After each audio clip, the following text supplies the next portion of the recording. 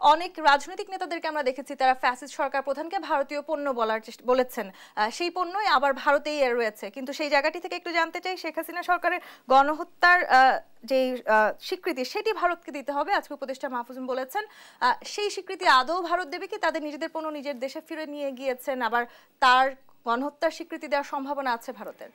না, কোনো কারণ নেই দেবেন ওনা। বরং শেখ হাসিনা, আমি অবাক হয়েছি, আমাদের সম্ভবত মিডিয়াগুলো অলরেডি এটা পালন করা শুরু করেছে, শেখ হাসিনা কোনো বক্তব্য দেবেন না।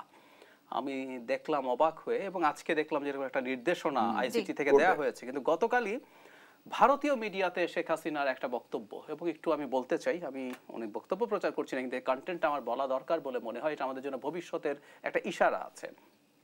আমি এনডিটিভি, ভারতের গুরুত্বপূর্ণ একটা নিউজ এজেন্সি, তাদের নিজস্ব পোর্টাল আছে, টিভি চ্যানেল আছে। এনডিটিভিতে একটা বড় নিউজ ছিল, যেখানে নিউ ইয়র্কে একটা জনসভায়, মানে ছোট, খুব অনেক বড় যে তা না, সেখানে শেখ হাসিনা পাবলিক স্পিকিং, উনি বক্তৃতা দিয়েছেন।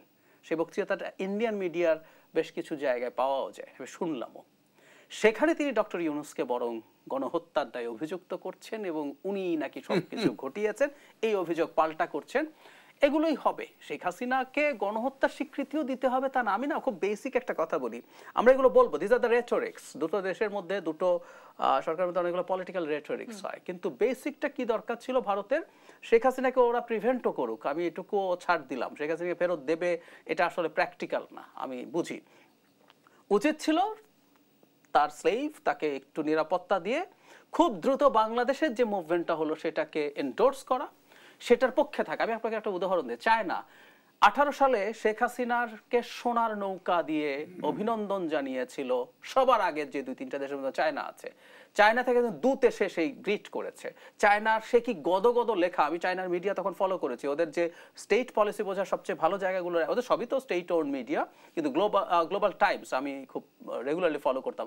সেখানে তারা এতই উদ্বেলিত, তারা শেখ হাসিনাকে সাজেস্ট করছে চায়নার মতো আস্তে আস্তে একটা ওয়ান পার্টি স্টেটও বানিয়ে ফেলো, এত খাতির শেখ হাসিনার সাথে। কিন্তু সেই চায়না খেয়াল করবে না, এখন শেখ হাসিনার পতন হলো, চায়না তার সম্পর্ক রিয়ালাইন করে ফেলেছে।